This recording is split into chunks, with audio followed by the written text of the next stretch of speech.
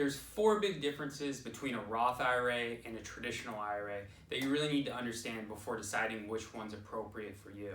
We're going to jump into that today, and I also have a little trick at the end that's going to help you to never forget these differences.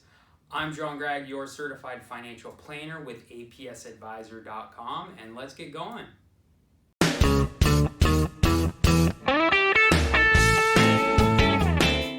Okay, so think about these accounts in three different phases. There's the contribution phase, there's the growth phase, and there's the distribution phase. So in that first phase, the contribution phase, this is where a benefit comes in for the traditional IRA. So you get a tax deduction for any money that is contributed. Whereas with the Roth IRA, there's no benefit. The money that's going into that account is already taxed, and you don't get any benefits during that year.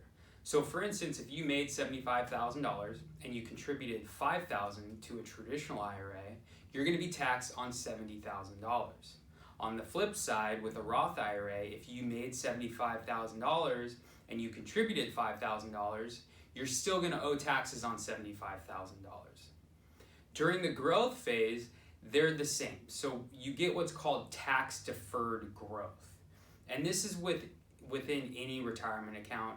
All that means is that you're not paying taxes as your investment grows. So a lot of times there are dividends and capital gains that are spun out while you're holding it. And if it's in a taxable account, you're going to pay taxes. But in a tax deferred account, you defer those taxes to the end. During the distribution phase, which is the third phase, you get a huge benefit with the Roth. So all that money that comes out is tax free. Whereas the traditional IRA, you haven't paid taxes yet. So that means you're going to pay taxes on the way out in forms of ordinary income. Now this can be huge, especially if the asset that has been growing for X number of years has grown a lot. So let's say you put in $100,000 and it's grown $100,000. That $100,000 in the Roth IRA is going to be tax-free income. Whereas with the traditional IRA, you're going to be paying ordinary income taxes on that $100,000. That's big. That's a big tax bill. So that's the big difference. The fourth thing is RMDs, and an RMD stands for Required Minimum Distribution. The best way to think about this is with the traditional IRA, Uncle Sam has not been paid yet.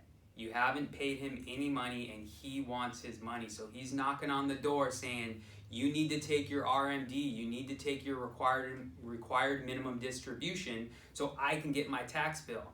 Now with the Roth, Uncle Sam doesn't care because you've already paid him. So there are no RMDs. So if you think about it that way, you're never going to forget.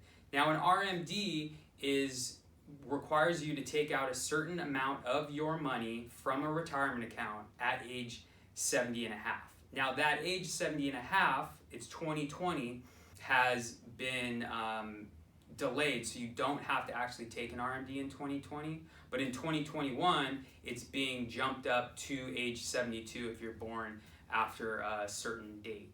So those are the important things to remember, and then here's the little trick, and before I bring up this slide, it's dumb, but you won't forget. All right, so Roger Rabbit owes taxes here and now. So what does that mean?